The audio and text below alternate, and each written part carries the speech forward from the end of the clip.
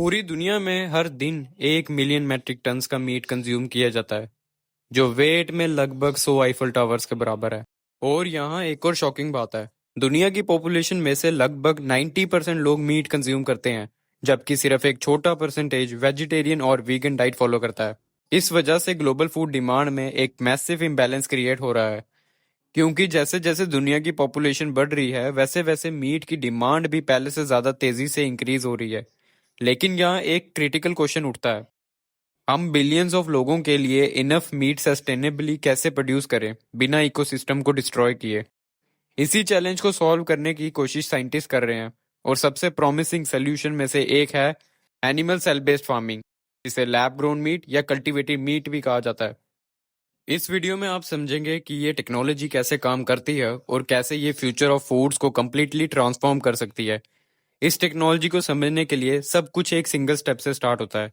Scientist एक living animal से cell का छोटा सा सैंपल लेते हैं। इस प्रोसेस को बायोप्सी कहा जाता है, और इसमें एनिमल को हार्म या मारा नहीं जाता है। इस टाइनी सैंपल से साइंटिस्ट स्पेशल सेल्स को आइसोलेट करते हैं, जिन्हें हम स्टेम सेल्स कहते हैं। ये सेल्स बहुत पावरफुल होते हैं। ये रैपिडली मल्टीप्लाई कर सकते हैं और डिफरेंट टाइप्स ऑफ सेल्स में ट्रांसफॉर्म हो सकते हैं, जैसे मसल और फैट सेल्स। और यही पूरी टेक्नोलॉजी का मेन आइडिया है। जब ये सेल्स कलेक्ट कर लिए जाते हैं, तब उन्हें एक न्यूट्रिएंट रिच लिक्विड में प्लेस किया जाता है, जिसे कल्चर मीडियम कहा जाता है।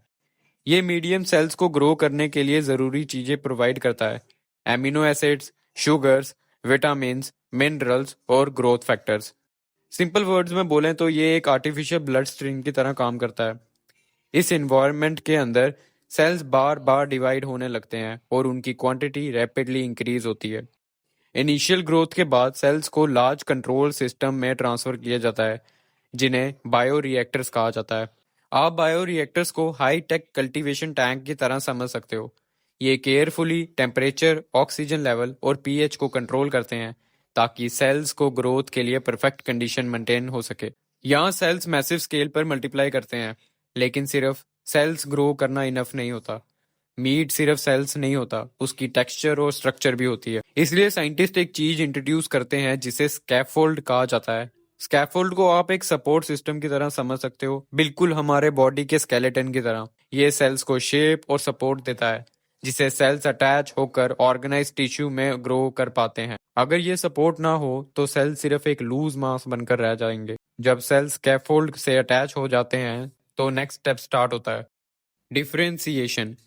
इस स्टेज पर सेल्स को गाइड किया जाता है स्पेसिफिक टाइप्स में ट्रांसफॉर्म होने के लिए। मायोसाइट्स, मसल सेल्स जो मीट को स्ट्रक्चर और टेक्सचर देते हैं।